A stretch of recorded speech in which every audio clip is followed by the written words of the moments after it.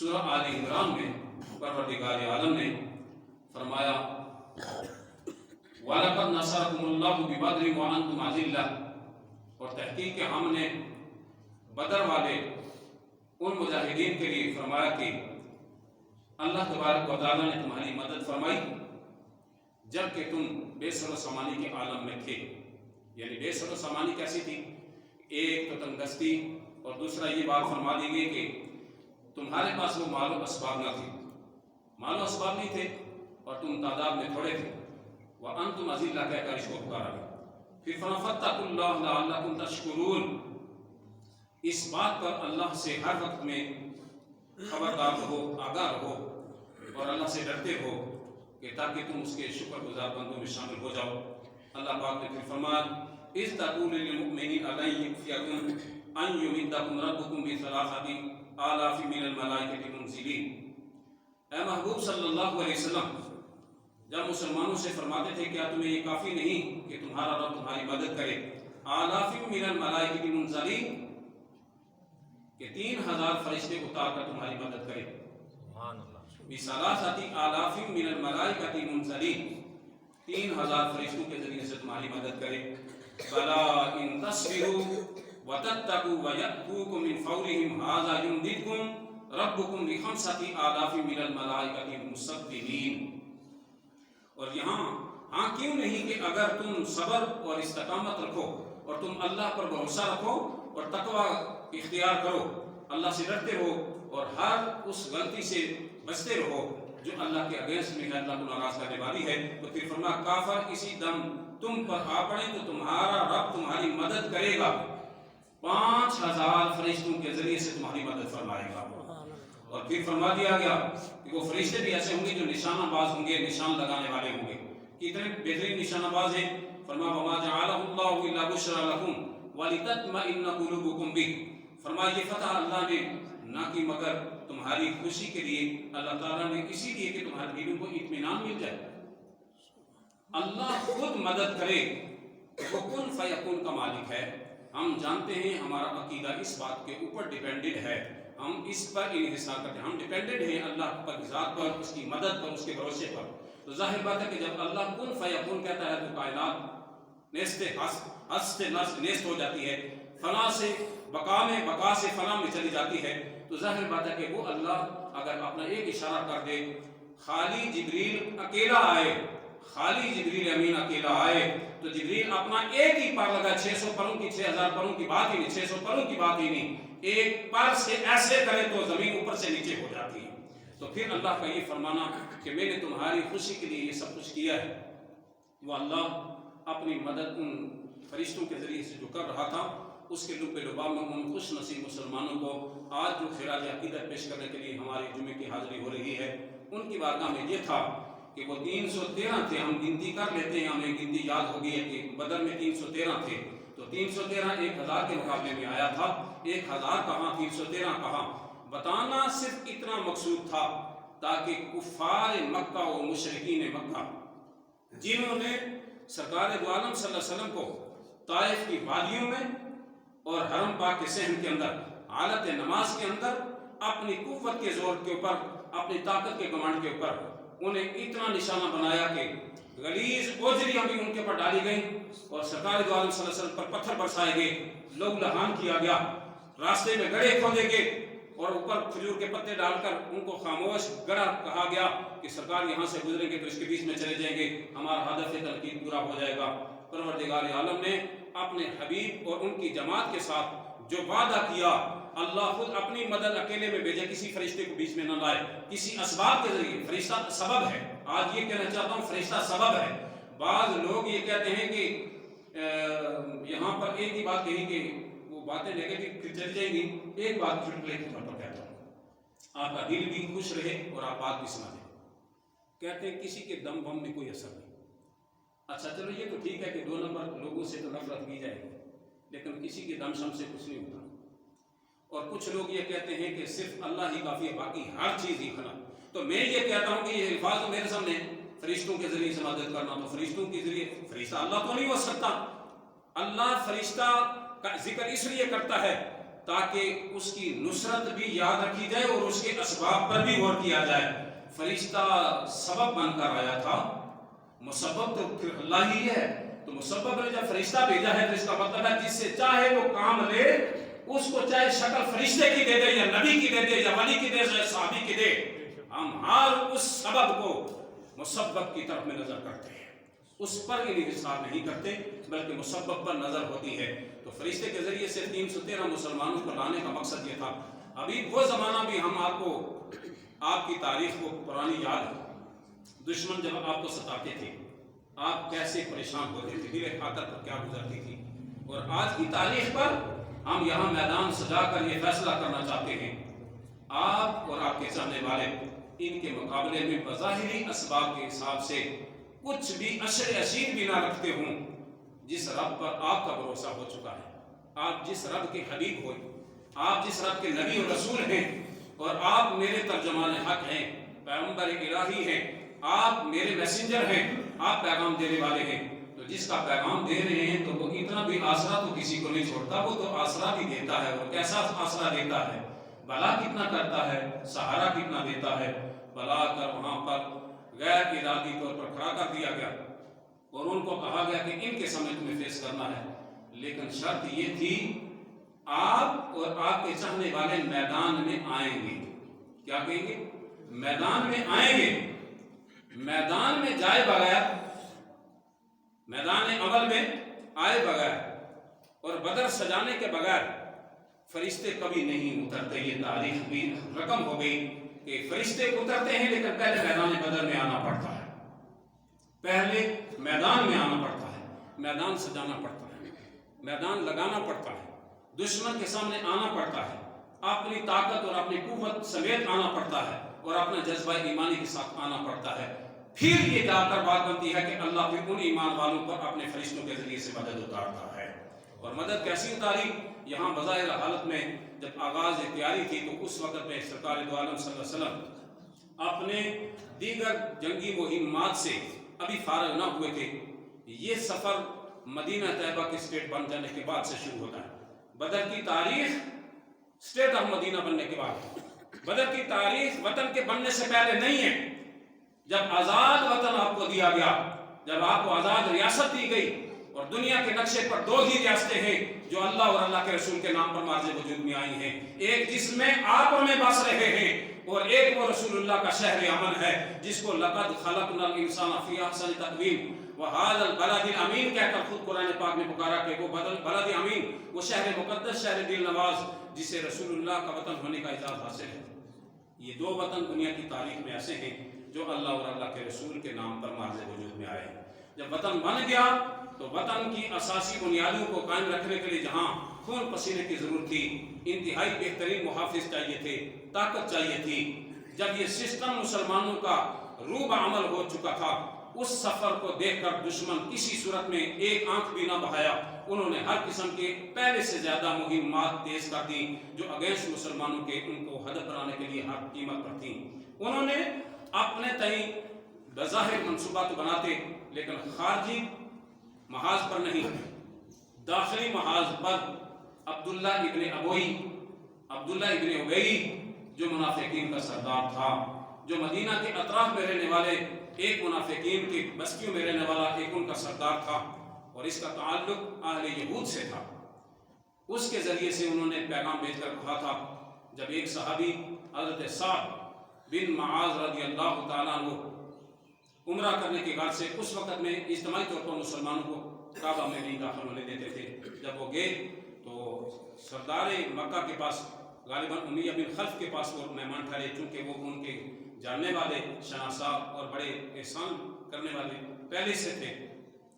ان کی دوستی کے مراسم کی بنیاد کے اوپر ان کو رات کو گھر میں رکھا گیا، چونکہ یہ مدینے سے گئے تھے تو لہٰذا ان کو رات کو کیمپ پر راستے میں جاتے ہوئے جب طواف کے لیے لے جا رہے تھے تو ابو جہل کا سامنا ہو گیا، تو کہا جی مہمان کون ہے؟ اجنبی آدمی، میں نہیں سمجھتی، ہمارا یہاں رہنے والا نہیں۔ تو فرمایا، نام لے کر کہا کہ یہ سعد بن معاذ ہیں اور مدینے سے آئے ہیں اور طواف حرم کرنا چاہتے ہیں۔ آگ بگولا نہیں ہو گیا۔ انہوں نے کہا کہ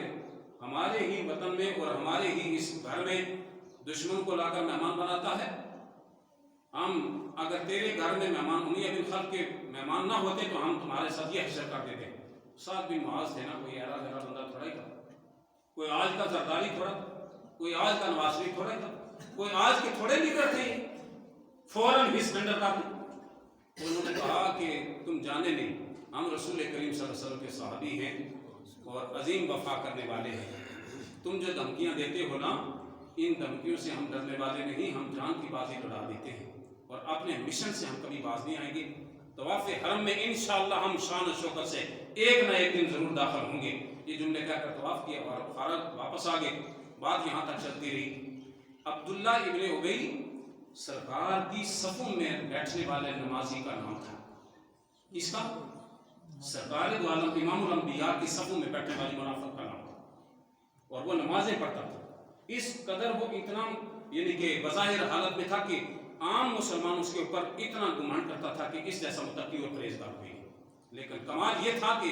اللہ پروردگار عالم نے اپنے حبیب کو وحی الہی کے ذریعے سے ان منافقین کی اور اس سردار منافقین کے چالوں سے باخبر کر دیا تھا. اور صحابہ کرام میں سے چند احباب کی ڈیوٹی خود رسول کائنات صلی اللہ علیہ وسلم نے لگا دی تھی کہ ان کے اوپر چیک اینڈ بیلنس رکھا جائے گا، ان کی نگرانی کی جائے گی، ان کا تعاقب کیا جائے گا. یہ کہاں جاتے ہیں، کہاں بیٹھتے ہیں، کیا کہتے ہیں، کس طرح کی منصوبہ سازی کرتے ہیں. کرتے کراتے وہ دن بھی آ پہنچا جو 2 سن 2 ہجری ہے اور مارچ کا ہی مہینہ. آج میں کیلنڈر ہوں 13 مارچ کا دن تھا. یہ مارچ رمضان شریف کا وہ قدرتی کیا تاریخ کے اور مہینوں کے کیا برابری آ گئی یہاں پر تو مجھے کہنا پڑ رہا کہ مارچ ہے اور آج مارچ ہی کے دن چل رہے تھے. تو 13 مارچ 2 ہجری اور 624 عیسوی کے دن کے اوپر غزوہ بدر کا مارکا سجا ہے. یہاں پر وہ دن آ پہنچا کہ 2 قافلوں کے بارے میں اللہ پاک نے آپ کو بشارت دی تھی کہ ان کو تعاقب کیا جائے گا. اس سے جنگی حکمت عملی یا سرکار دو عالم صلی اللہ علیہ وسلم کے لیے جو ہدایت تھی اللہ پروردگار عالم کے ہاں اس کی بے شمار حکمتیں ہیں. اللہ کی حکمتوں کو کون جانے؟ جتنا وہ کہہ دے کسی کو، جتنا وہ راز افشاں کر دے وہی کے ذریعے سے، وہ الہام کے ذریعے سے اپنے پیغمبروں میں سے جس کو چاہے. لیکن کیا بات کہ اس کے نزدیک کیا اس کے دور رس نتائج تھے. 2 قافلوں کے تعاقب کا کہا لیکن ایک پر بشارت بھی دے دی کہ ایک پر فتح بھی دے دی جائے گی. ایک قافلہ ابو سفیان ابھی تک مسلمان نہیں ہوئے تھے جو بعد میں رسول اللہ صلی اللہ علیہ وسلم کے حضرت امیر معاویہ کے یہ والد ہیں ابو سفیان. میں کہتے کہتے رشتے بھی پہچان کرواتا ہوں. اکثر لوگ ایک کتاب میں جاتے نہیں تو ان کو پتہ بھی نہیں تھا ابو سفیان کون ہے، امیر معاویہ کون ہے، دیگر کون ہے. تو یہ لفظ میرے حضرت امیر معاویہ کے والد گرامی اور رسول اللہ صلی اللہ علیہ وسلم کے بعد کے سسر خاص ام حبیبہ کے والد گرامی ابو سفیان اس وقت تک مسلمان نہیں تھے. ان کو شام کے بیچ میں ایک باہری تجارت کے لیے بھیجا گیا تھا ایک قافلے کی شکل میں، جس میں کہ پلاننگ کے حساب سے اس میں مال شیئر کیا گیا تھا اور 40 کے لگ بھگ سرداران قریش نے اپنا مال بسمیت اس کے خواتین کے زیورات اور ان کا سونا بھی اکٹھا کر کے اس میں دیا تھا کہ اس پر جو ہمیں انکم ملے گی، اس پر جو بینیفٹ ملے گا اس سے ہم مسلمانوں کے لیے مدینہ پر چڑھائی کریں. یہ ایک منصوبہ تھا اور منصوبہ کتنا تھا کہ آج کے دور میں اگر اس کا تخمینہ لگایا جائے تو ہمارے علماء نے اس کو بھی کوٹ کر دیا کہ اگر وہ اتنی دولت جمع کی تھی تو اس کا روپے کی صورت میں کتنا، یہ $2 لاکھ کے حساب سے رقم بنتی ہے آج کے دور سے. آج کے دور میں $2 لاکھ کی انویسٹمنٹ کی گئی تھی جو مسلمانوں کے خلاف مدینہ شریف پر حملہ کرنے کے لیے پلاننگ کے حساب سے کی گئی تھی، جس کے نتائج بعد میں بدر کی شکل میں سامنے میں آئے. اور یہاں پر یہ بات تعاقب کے لیے نکلے. بادل نخواستہ ایک قافلہ سائٹ پکڑ کر اپنے سورس کی وجہ سے جان گیا تھا کہ مسلمان تعاقب کر رہے ہیں. تو اللہ کی طرف سے یہ ایک ایسا حکمانہ حکیمانہ چال یا اس کو انداز کہہ لیں کہ یہ تھی کہ وہ قافلہ جب نکل گیا دوسرا قافلہ ہاتھ میں آ گیا. دوسرا قافلہ ابو جہل کی نمائندگی میں تھا. ابو جہل اس کو کمانڈ کرتا تھا اور وہ اس کا مقصد یہ تھا کہ اس کو اطلاع پہنچ چکی تھی کہ ہمارا قافلہ لوٹا جا رہا ہے تو ہماری مدد کو پہنچے. انہوں نے اپنے حساب سے تیاری کر کے وہ چل پڑے تھے اور یہاں بدر کے مقام تک ان کو آنا تھا کہ ہماری سیکورٹی تاکہ اس کو پرووائڈ کی جائے اور اس قافلے کو بحفاظت تجارتی قافلے کو یہاں مکہ میں لایا تھا. لیکن بیچ میں جا کر ایک مخبر کے ذریعے سے پتہ چل گیا کہ ابو سفیان نے اپنا قاصد بھیجا کہ جا کر بتا دو کہ ہم تو نکل آئے ساحل کے کنارے سے راستہ بدل کر نکل آئے، لیکن یہ اطلاع ہے کہ مسلمان ہمارے پیچھے ہیں. اور وہ ہم پر حملہ آور ہونے لگا. تم نے اگر مقابلہ کرنا ہے تو ابو جہل نے، حالانکہ بے شمار اس کے بیچ میں تجاویز آئیں، ابو جہل کے مقدر میں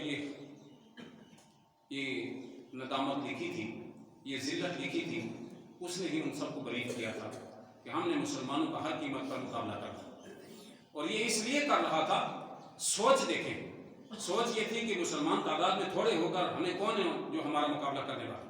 تکبر، غرور اور طاقت کے نشے کا یہ فیصلہ الہی کے سامنے کھڑے ہونے والے دشمن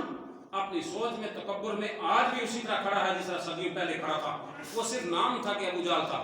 آج امریکہ ہو، برطانیہ ہو یا اس طرح کی بڑی طاقتیں ہوں، تمام کے تمام اس کے سہولتکار ہیں. ابو جہل کے سہولتکار ہیں جو اپنا اپنا کردار ہر رنگ میں، ہر چہرے کے بدلنے کے حساب سے کرتے رہتے ہیں. قرآن کریم کے جو الفاظ ہیں، فرما دیے حبیب خدا صلی اللہ علیہ وسلم کو، آپ کو ایک قافلے کے اوپر برتری دی جائے گی اور فتح سے واپس لوٹے گی.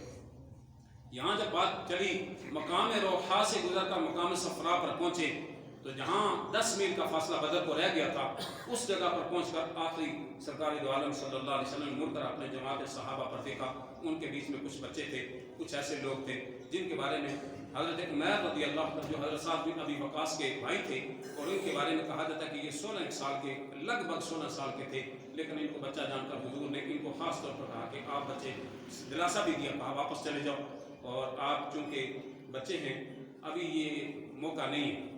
ہم آپ کو ایسی جگہ پر نہیں جانا چاہتے، آپ گھر واپس چلے جائیں، گھر میں جا کر اپنی دیکھ بھال کریں، اور پھر انشاءاللہ موقع آئے گا جب آپ آگے جوان ہوں گے تو پھر ہم آپ کو جنگ میں شریک کیا کریں گے. آپ نے روتے ہوئے کہا تھا کہ جب میرا بھائی جا رہا ہے تو آپ جا رہے ہیں، تو پھر یا رسول اللہ مجھے اپنی طرف سے کرم فرما دیں، مجھے اجازت دے دیں تاکہ اس تاریخ کے بیچ میں جہاں بڑوں کا نام آئے گا تو میرا چھوٹوں میں سے نام آ جائے گا، تو میں یہ برکت پالوں گا. آپ کے روتے ہوئے پھر آپ نے فرمایا کہ قبول کر لیا. تو سعد بن ابی وقاص رضی اللہ تعالیٰ کھڑے ہو گئے اور بھائی کو گلے سے لگا کر خود جو جنگی سامان تھا نا وہ اپنے بھائی چھوٹے کے گلے میں پہنا کر ان کو مبارکباد کہہ رہے تھے کہ مجھے اس سفر کا اور زیادہ شوق ہوا کہ میرا بھائی تو میرے ساتھ ہے،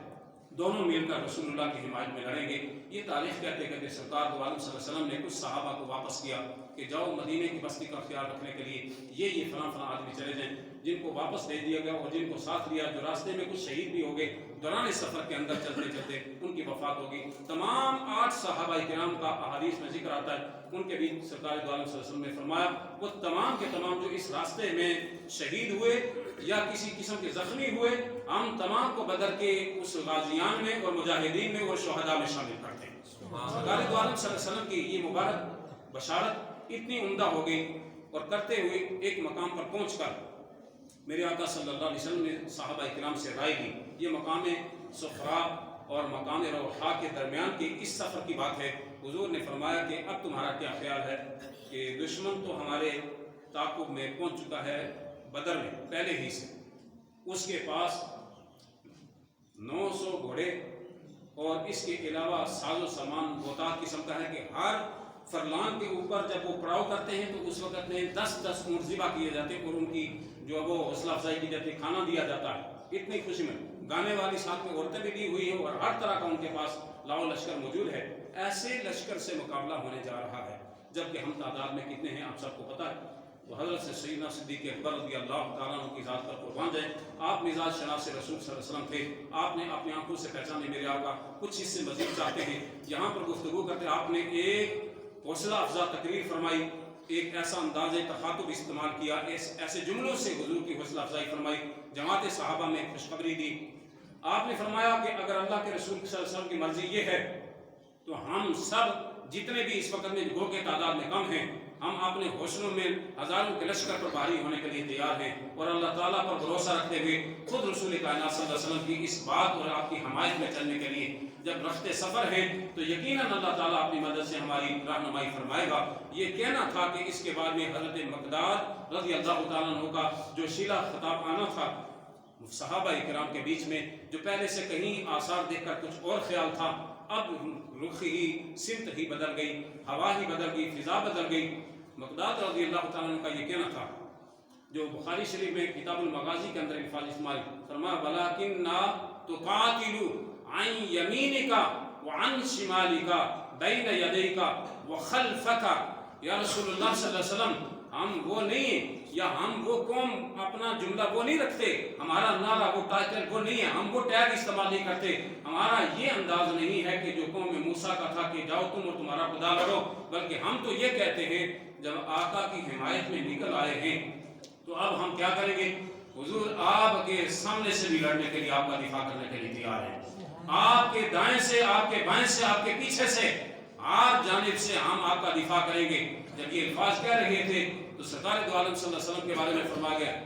اشرقا وجہہ وصبغہ، نبی کریم علیہ الصلوۃ والسلام کا چہرہ مبارک اتنا خوشی سے مسکرا اٹھا، آقا کریم علیہ الصلوۃ والسلام کی زبان پر یہ الفاظ آ گئے، پھر جب ایسا ہی انداز تم رکھتے ہو تو سنو کہ مجھ پر اللہ نے وعدہ فرما دیا ہے، ہم آپ کے اور آپ کے چاہنے والوں کو اگر وہ صبر استقامت کا مظاہرہ کریں، میدان میں ٹھہرے رہیں، بھاگے نہیں، اور صبر سے رہیں، استقامت سے رہیں، نڈر اور بے باک ہو کر رہیں، تو پھر ہم آپ کی اور آپ کے چاہنے والوں کی ہر طریقے سے مدد فرمائیں گے۔ سبحان اللہ۔ یہ تاریخ اسلام میں نہیں بلکہ تاریخ دنیا میں بدر کا ایک ایسا واقعہ ہے جس پر پہلی فرشتوں کی فوج اتر کر کسی کمزور مجاہدین کی جماعت میں اتر کر یہ حمایت اور اپنی تائید کا اعلان کرنے والی فوج اترے آسمان سے، اور وہ اللہ پاک قرآن پاک میں کہیں کہ ہم تمہاری مدد کرنے والے ہیں، 1000 کے فرشتوں سے، 3000 کے فرشتوں سے اور 5000 کے لشکر سے تمہاری مدد کرنے والے ہیں۔ یہ دنیا کی تاریخ کا منفرد واقعہ ہے جو بدر ہی کے ساتھ خاص ہے، اور قیامت تک کے لیے اس کو یہاں سے بشارت بنا کر مسلمانوں کو خبردار کر دیا گیا، اگر جو بھی زمانہ مرضی ہو، چاہے فلسطین کا ابو عبیدہ ہو یا رسول اللہ کا جانشین امین الامت حضرت عبیدہ بن جراح رضی اللہ تعالیٰ عنہ ہو، جو بھی ہو، ان کی نمائندگی میں جو بھی لڑنے والا آج بھی گروہ ہوگا، اللہ کا قرآن کہتا ہے یہ اللہ کی جماعت ہے جو ہر وقت میں چلتی رہے گی، اس کا سفر جاری رہے گا، جو اس سفر میں شریک ہوگا آج قیمت پر ان کی مدد کے مجاہدین کی صورت میں فرشتوں کے ذریعے سے کیا جائے گا۔ ہم نے سیالکوٹ کی بارڈر کے اوپر بھی وہ منظر دیکھا ہے، ہم نے پاکستان کے نشیب و فراز میں انڈیا کے ساتھ جو جنگیں ہوئی ہیں اس کے بیچ میں یہ مناظر دیکھے ہیں کہ جب کوئی مدد کو نہیں تھا، اور اس وقت میں پاکستان نوزائیدہ تھا، اس وقت کے بیچ میں بھی مسلمان جو پاکستان کی طرف سے لڑنے والے تھے سیالکوٹ کی بارڈر پر جب کوئی چالہ نہ چلا تو اللہ کے مجاہدوں نے اس وقت میں اپنی جان کے ساتھ بم باندھ کر ٹینکوں کے نیچے چلے گئے تھے، اور یہ دنیا کا عجب تماشا تھا، ایک ہی بندہ نیچے جاتا تھا کئی ٹینکوں کو اڑا کے رکھ دیتا تھا، دشمن کو منہ کی کھانی پڑی تھی۔ یہ تائید ہمیشہ کے لیے جاری ہے، یہ اسلام کا ایک سنہرا ایک انوکھا باب ہے جس کو جہاد سے تعبیر کیا جاتا ہے۔ جدید اسلام میں چند آخری جملے جو میں کہتا ہوں، ٹائم میرا پورا ہو گیا، جدید عربی اصطلاح کے اندر بدقسمتی سے عرب امارات میں عربوں کی سرزمین پر جدید عربی میں اس لفظ کو، لفظ جہاد کو بدل کر جو قرآن پاک میں وَأَعِدُّوا لَهُم مَّا اسْتَطَعْتُم مِّن قُوَّةٍ وَمِن رِّبَاطِ الْخَيْلِ وَتُرْهِبُونَ کا جو لفظ تھا اس کی اصطلاح بدل کر انہوں نے یہ نعرہ بھی ابھی کچھ عرصے پہلے بھی آپ نے سنا گا، لا ارہاب لا ارہاب، اس کا مطلب یہ دیا گیا کہ امریکہ کے اور اس کے خوشامدیوں نے ان کو برگلایا اور ان سے کہا کہ ہم دہشت گردی کو نامنظور کرتے ہیں۔ لوگوں نے سمجھا کہ دہشت گردی اس چیز کا، جہاد اور دہشت گردی کے بیچ میں کوئی فرق نہ کیا،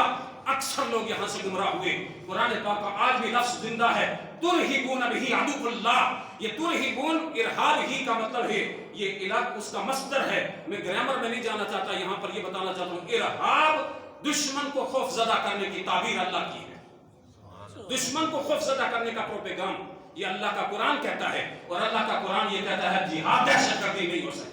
یہ اللہ کی طرف سے امن بحالی اور اسلام کے نفاذ کے لیے دشمن کے اوپر حاوی کرنے کے لیے ان کی طاقت کو سرنڈر کرنے کے لیے ایک نظام ہے جو اللہ کی طرف سے چل رہا ہے۔ ہم اس نظام کو جو قرآن کے لفظ ہے ترہبون بہ عدو اللہ، ہم اس لفظ کو اسی معنی میں رکھیں گے جو قرآن کی اصل عربی ہے۔ ہم اس بات کے اوپر ضرور تائید کرتے ہیں کہ اللہ کی نصرت مسلمان کے ساتھ ہے، گو کہ مسلمان